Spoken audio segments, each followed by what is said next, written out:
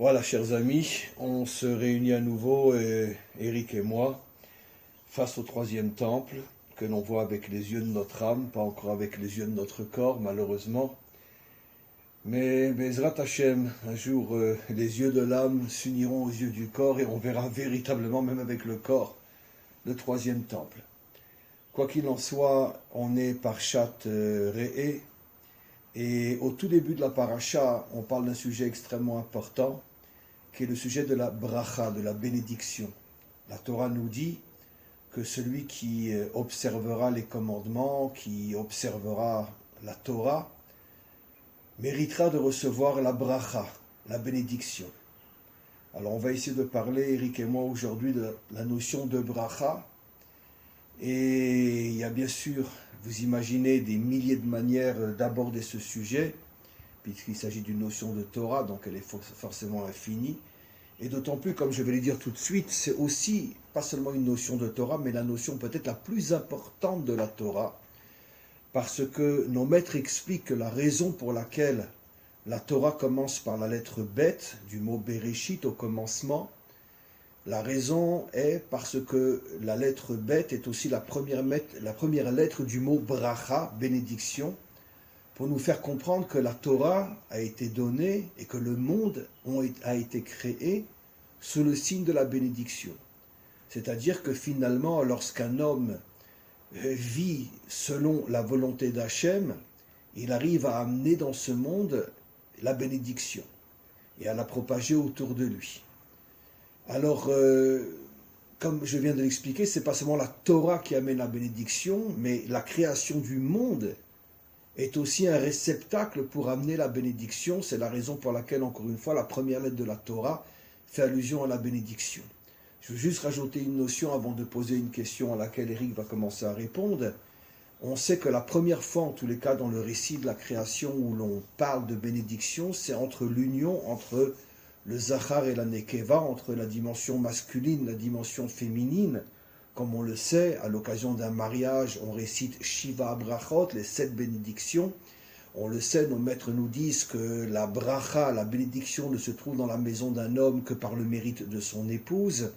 Et quantité d'autres enseignements qui nous montrent que la véritable bénédiction se trouve au niveau de l'union entre l'homme et la femme, donc la réussite à l'intérieur du couple. Et la première question que je pose, Eric, c'est une question simple. C'est quoi la bénédiction? Avant de rentrer dans les détails, homme, femme, Torah, mais c'est quoi? Comment tu comprends la notion de bénédiction? Bon, j'aime pas le mot en français bénédiction, je préfère le dire en hébreu. On va le dire en hébreu maintenant, on l'a suffisamment traduit. Comment tu comprends c'est quoi la bracha? C'est quoi? Je te tends un piège parce que je t'ai pas prévu que je te poserais cette question-là. Mais c'est pas grave. Je te fais confiance. C'est effectivement une notion extrêmement complexe parce qu'on utilise le mot bracha pour, par exemple, il y a différents types de brachot. Par exemple, avant de manger ou de boire, avant de profiter de quoi que ce soit, on doit faire une bracha. Il y a la bracha que les avot ont donné, Yitzhak de la bracha à Yaakov, à ses fils. Abraham et les Didi seront bénis par toi, toutes les familles de la terre. Voilà, et Moshe a une bracha, Zot Abracha. Et la dernière paracha de la Torah s'appelle Zot Abracha, voici la bénédiction. Exactement. Et a priori, c'est très difficile de comprendre qu'est-ce qui les relie. Dans le récit de la création, on retrouve, si on regarde, on le retrouve lors de la création des poissons et des oiseaux. On le retrouve au moment de la création de l'homme, et on le retrouve pour le Shabbat, puisque c'est marqué le Shabbat aussi est source de bénédiction. Comment tu comprends c'est quoi la bénédiction? C'est la réussite? C'est quoi la bracha?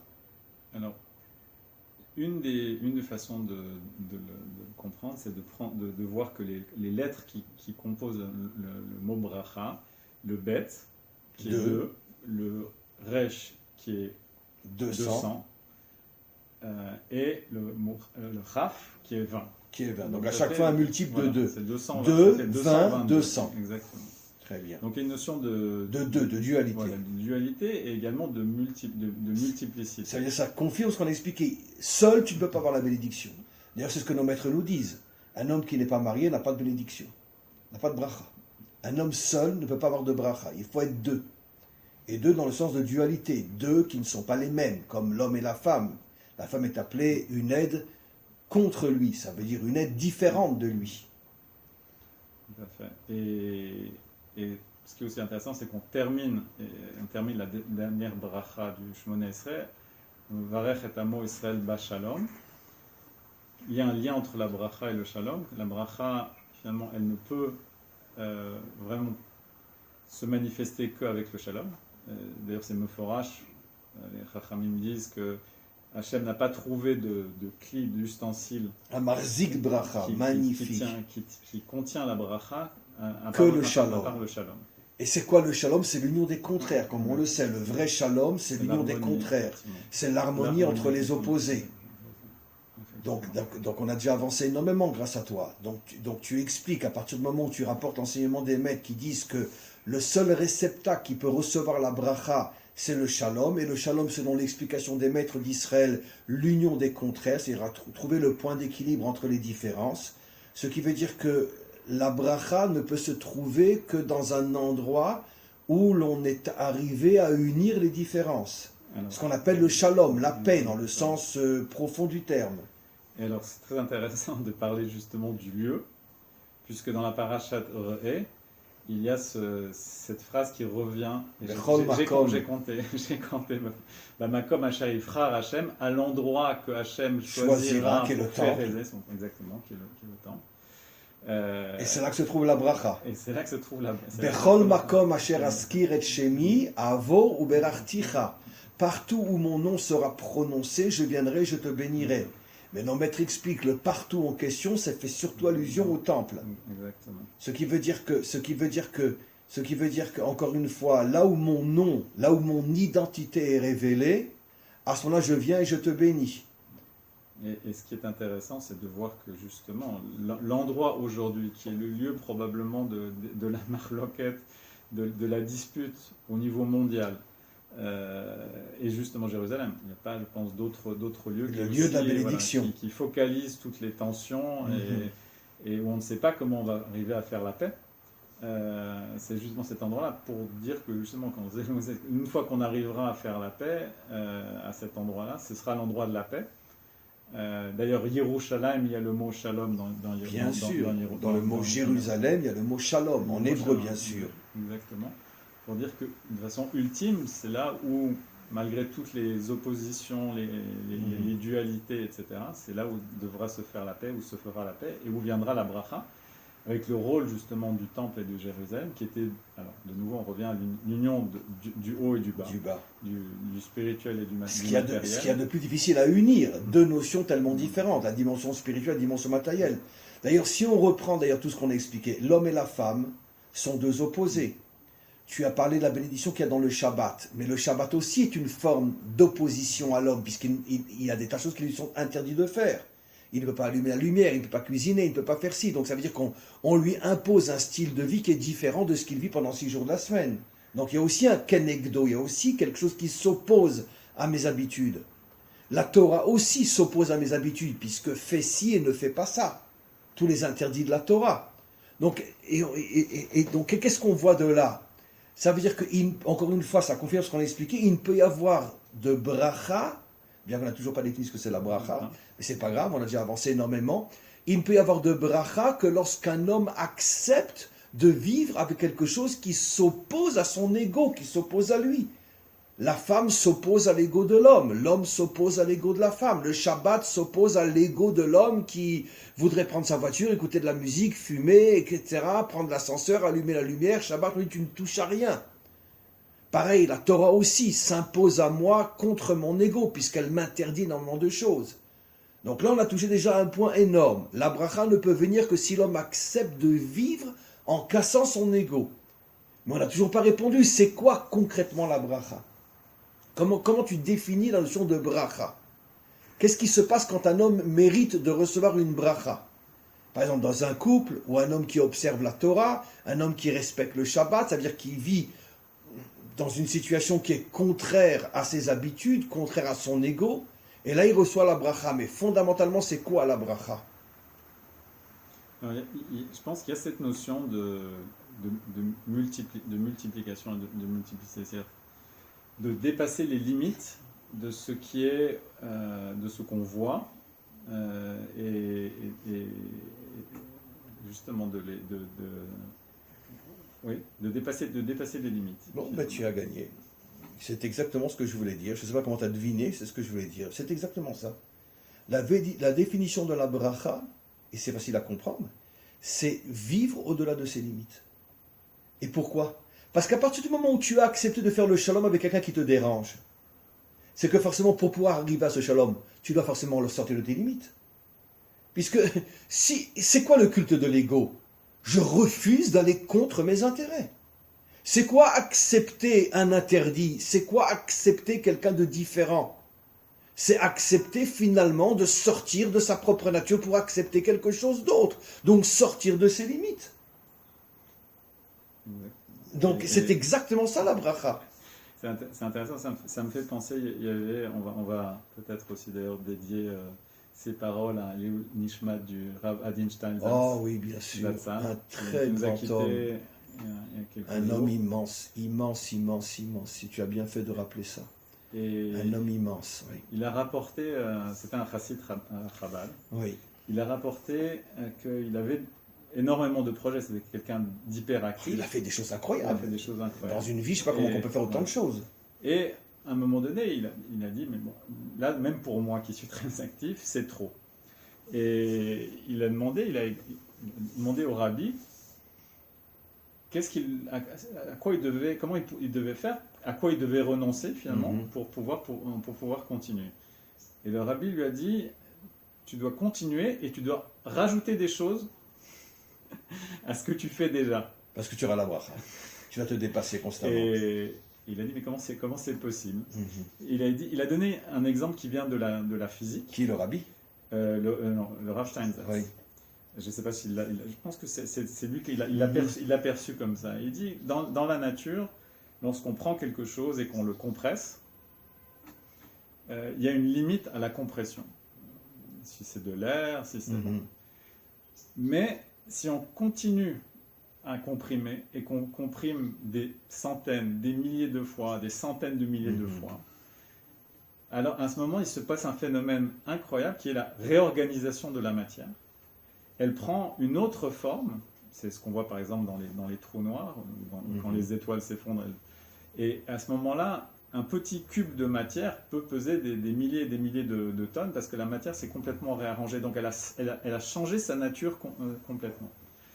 Et c'est l'exemple qu'il donne. C'est l'exemple qu'il donne. Et donc il y a des personnes, et je pense que le rabbi en faisait partie, où on ne peut pas comprendre comment un être humain normal peut produire autant de choses dans 24 heures de sa vie. Et la seule façon de le comprendre, c'est justement que si on se connecte à l'infini qui est Hachem, et on reçoit à travers lui la bracha, alors on se dépasse absolument complètement et on sort des limites de la nature. Et d'ailleurs, pour pouvoir se connecter à Hachem, il faut accepter encore une fois, plus que tout autre domaine, de tuer son ego, puisque Hachem, par définition, c'est celui qui me demande de sortir de mes limites. D'ailleurs, quel est le premier commandement? Le premier des 10 commandements? Je suis celui qui t'est sorti des limites. Mitzraïm, comme on le sait, veut dire les limites. Donc tu ne peux te connecter à moi que si tu acceptes de sortir de tes limites. Donc je reviens sur ce que tu expliques. On a expliqué donc que la bracha, c'est qu'un homme va être capable dans sa vie de réaliser des choses qui sont complètement au-delà de ses limites, dans tous les domaines. C'est ça la bracha. Et donc on comprend pourquoi la Torah commence par la lettre bête, parce que la Torah, quand on l'observe, justement parce qu'elle va contre nos limites, elle nous permet de sortir de nos limites, donc elle nous permet de devenir infini, chacun à son niveau. Un mariage réussi, par définition, c'est impossible de réussir un mariage si l'un et l'autre n'acceptent pas de sortir de leurs limites. Donc, c'est ce que disent d'ailleurs nos maîtres, quand un homme et une femme sont méritants, la présence divine est parmi eux, c'est-à-dire la bénédiction est parmi eux, et ils arrivent à réaliser des choses qui sont au-delà de la compréhension. Pareil dans le travail, dans tous les domaines. Des enfants déjà. La première chose qui est la bracha par excellence, c'est le fait d'avoir des enfants. Tu sais que... quelque chose de surnaturel. On ne se rend pas compte à quel point c'est un miracle. Chaque enfant qui naît et chaque enfant amène une nouvelle bracha. Exactement. Tu sais que dans le monde occidental, il y a déjà bon, il y en a 1 sur 1 milliard qui fait un enfant. Mais disons que, j'exagère, mais tout le monde m'a compris.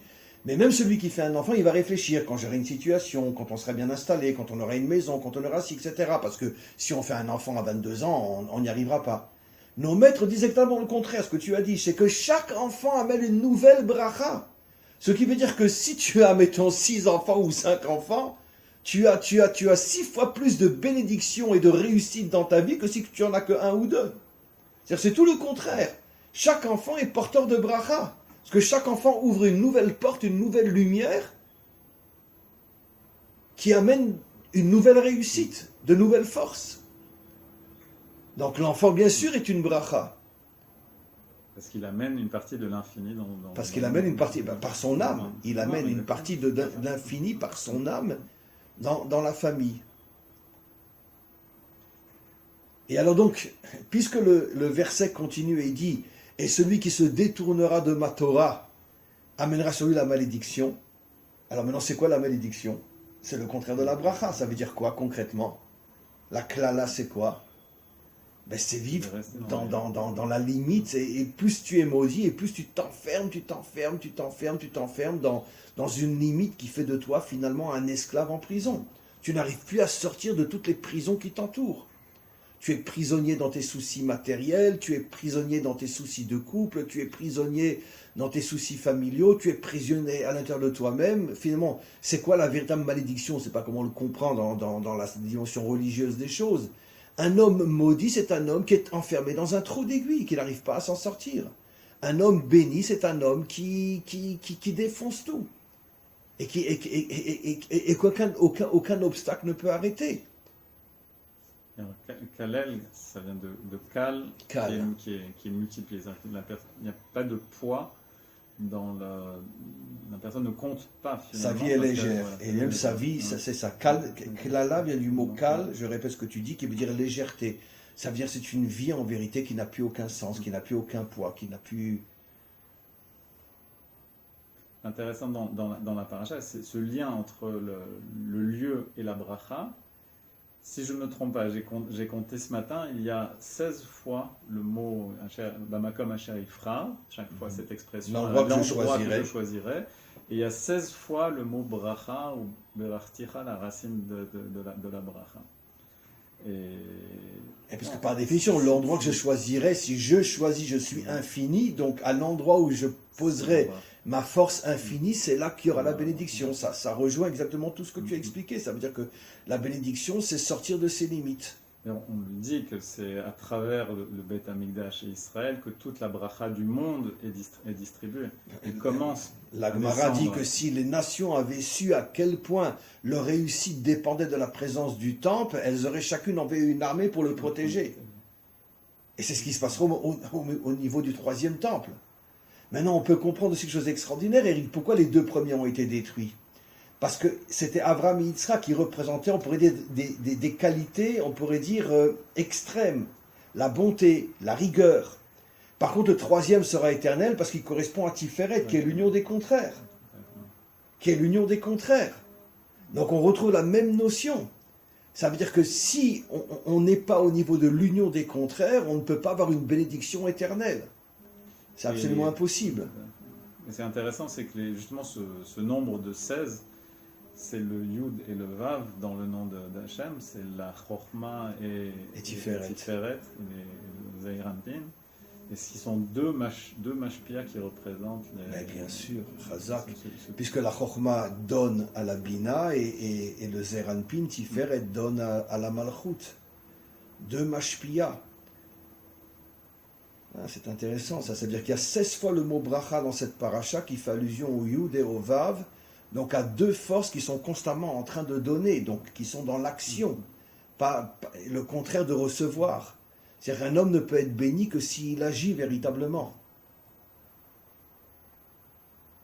C'est intéressant, j'avais entendu cette idée du Rav Ben Ezra, que la bracha qu'on donne, que Yaakov donne à ses enfants, que Moshe donne à Israël, il leur donne finalement leur véritable identité.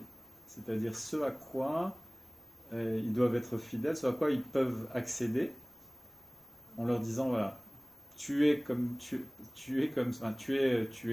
par exemple un shor, donc il va leur donner en fait, il leur révéler, il va révéler ce qu'ils sont véritablement. Après, ils ont la vie pour le réaliser, pour réaliser tout leur potentiel. Mais l'identité réelle d'un homme contient déjà une forme de bénédiction, de sortir de sa nature.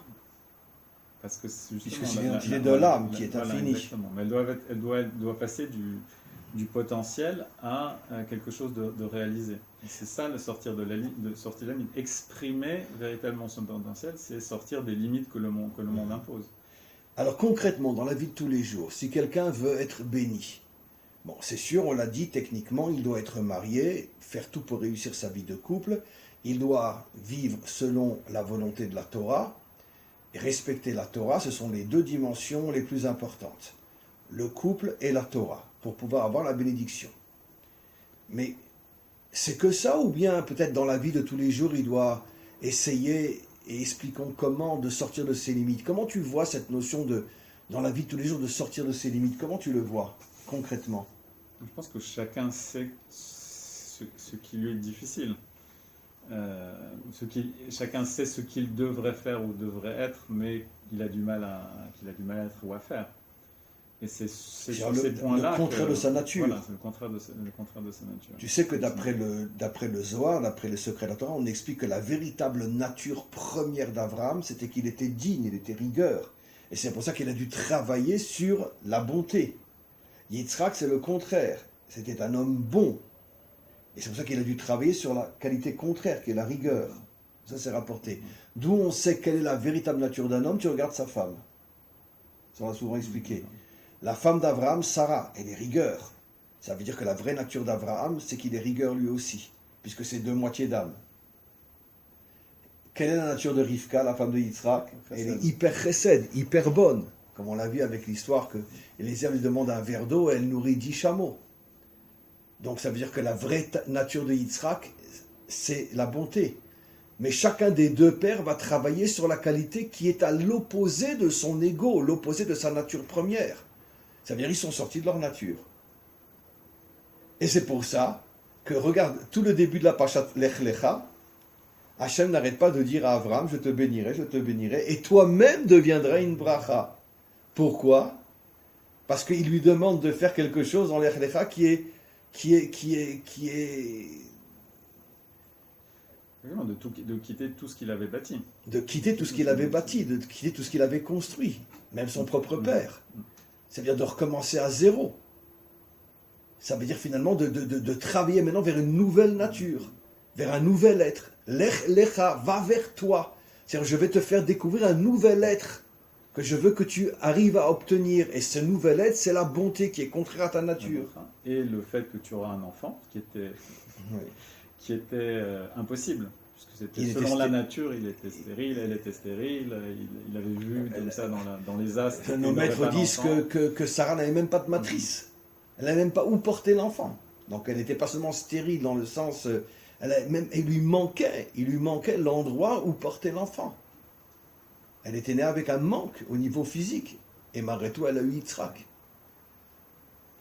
Donc c'est aussi une bracha inimaginable.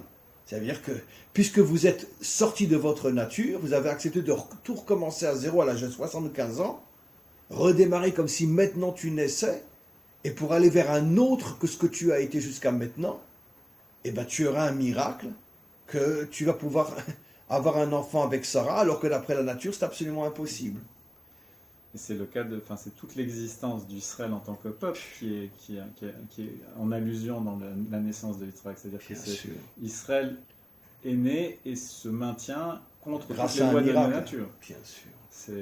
C'est pour ça parce que Hachem dit lui-même qu'il Baruch Hu dans la paracha de Bilam, tu ne peux pas le maudire parce qu'il est Baruch. C'est pour ça qu'Israël ne disparaîtra jamais, malgré toutes les tentatives, puisqu'on est né au-dessus de la nature, grâce à Yitzhak. Donc on ne peut pas disparaître, puisqu'on n'est pas soumis aux lois de la nature. En tant que nation, on ne disparaîtra jamais. Mais encore une fois, redonnons un exemple concret pour terminer. Dans la vie de tous les jours, je veux me dépasser, je veux aller contre. Alors, on a déjà donné une première notion énorme. C'est-à-dire qu'aller contre sa nature, donc se dépasser, ça veut dire que chacun connaît sa propre nature et il doit travailler sur quelque chose qui est le contraire de sa nature. Par exemple, si quelqu'un est un homme rigoureux, dur, il va travailler surtout sur la bonté. Ça ne veut pas dire qu'il va annuler sa première nature, mais il va faire de la place pour une nature qui n'est pas la sienne. Si quelqu'un, au contraire, est très bon, très généreux, il est constamment en train de faire du bien, il devra travailler aussi sur la notion de rigueur. C'est ce que dit le Rambam à propos des midot dans Yechot Deot. Absolument. Un homme qui a une qualité qui est à l'extrême doit, pendant un moment donné, aller à l'autre extrême de manière à revenir au milieu, qui est et d'avoir les deux. Voilà, qui est le milieu étant le Kav Amsaï, la ligne du milieu, qui est l'harmonie, qui est Tiferet. Qui est justement l'harmonie entre les contraires. Voilà. Mais ça, c'est au niveau des qualités. Maintenant, au niveau d'action, essayons de trouver, dans le domaine des actions, qu'est-ce que signifieraient des actions qui vont au-delà de ma nature. Par exemple, la Torah nous dit que sur le salaire que tu prélèves, tu dois consacrer 10%, le maaser, à ceux qui sont dans le besoin ou à des institutions qui en ont besoin. Ça voudrait dire que finalement, au lieu de donner 10%, je vais donner 12 ou 13%. Je vais rajouter de moi-même 2 ou 3%. C'est le lifnim mishurat adin. Mais c'est ça, l'ifnim, mishurat adin. C'est exactement ça. Et c'est exactement ça, Eric, ce que tu as dit. On va au-delà de la limite. Puisque ça veut dire quoi, midat adin? C'est la limite. L'ifnim, tu vas au-delà de la limite. Ça, c'est midat chassidut. Voilà. Donc, dans la bonté, on a trouvé un cas. Dans d'autres cas, dans la vie de tous les jours. Je pense que les relations entre personnes sont un bon exemple. Chercher le shalom. Bien sûr.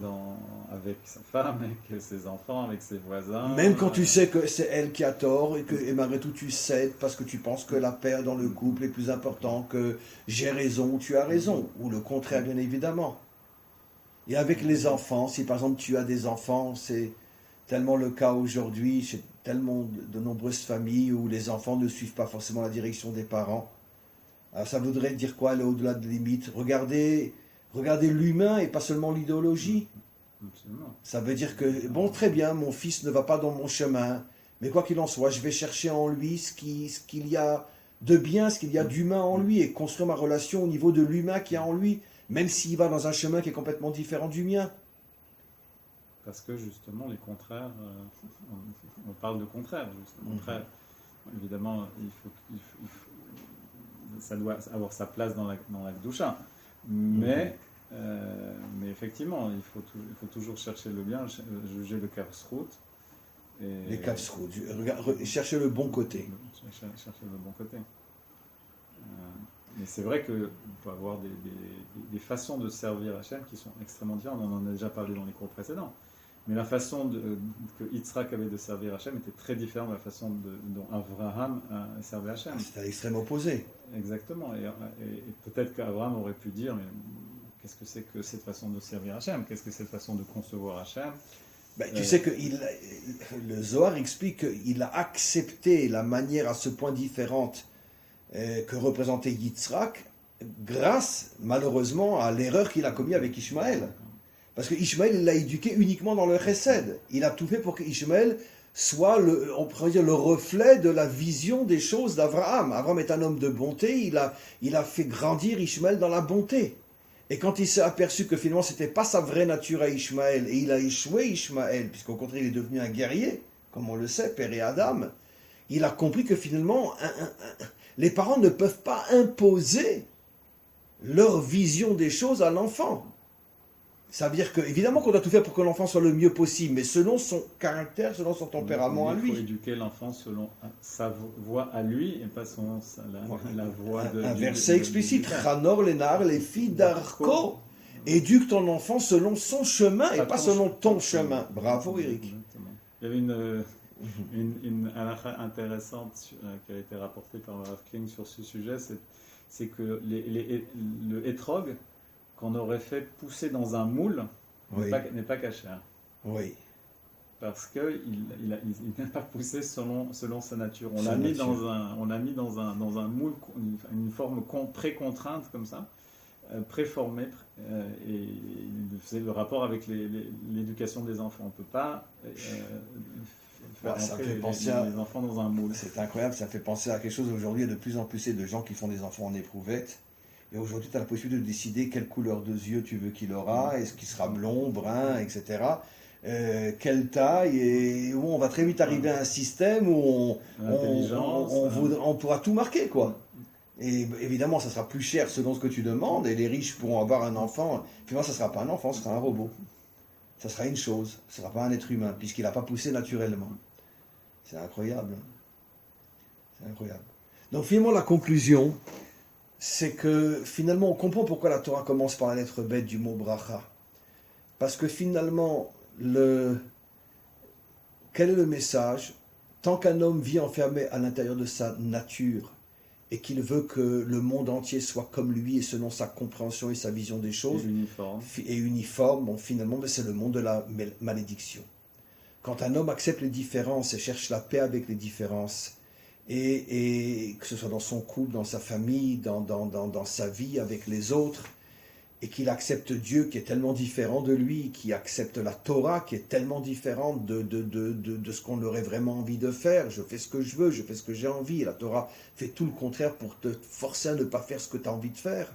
Mais quand un homme accepte ce genre de vie, c'est là qu'il amène la bracha dans ce monde. Et finalement, la Torah, comme on l'a dit, se termine par la parcha Zot HaBracha.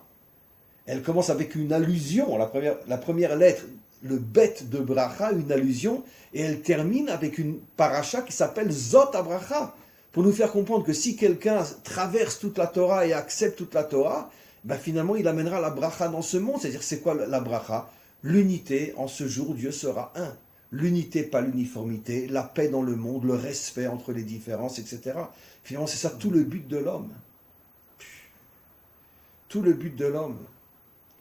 Et ça passe par justement la multiplicité dans l'harmonie. Comme tu l'as dit dans le mot bracha, 220.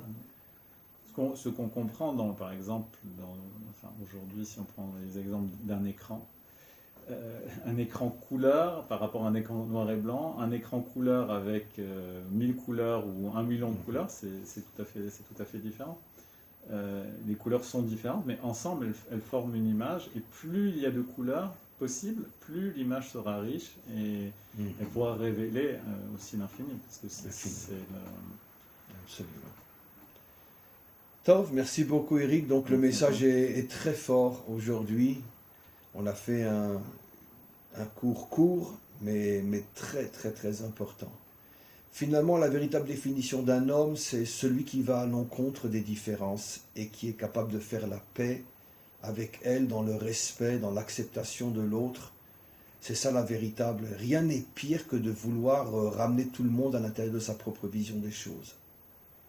Rien n'est pire que ça. Et même d'une certaine manière, même dans le monde religieux, ça veut dire si on veut que tout le monde soit Breslev, ou tout le monde soit Lubavitch, ou tout le monde soit ci, etc., c'est la plus grande erreur qui puisse exister sur Terre. Non, au contraire. Il faut des Lubavitch, il faut des Breslev, il faut des Datiim, mais chacun doit comprendre que il faut l'autre aussi. Il faut l'autre aussi. Et c'est que parce qu'il y a aussi l'autre qui n'est pas comme toi qu'on peut arriver à un monde qui est un monde de bénédiction.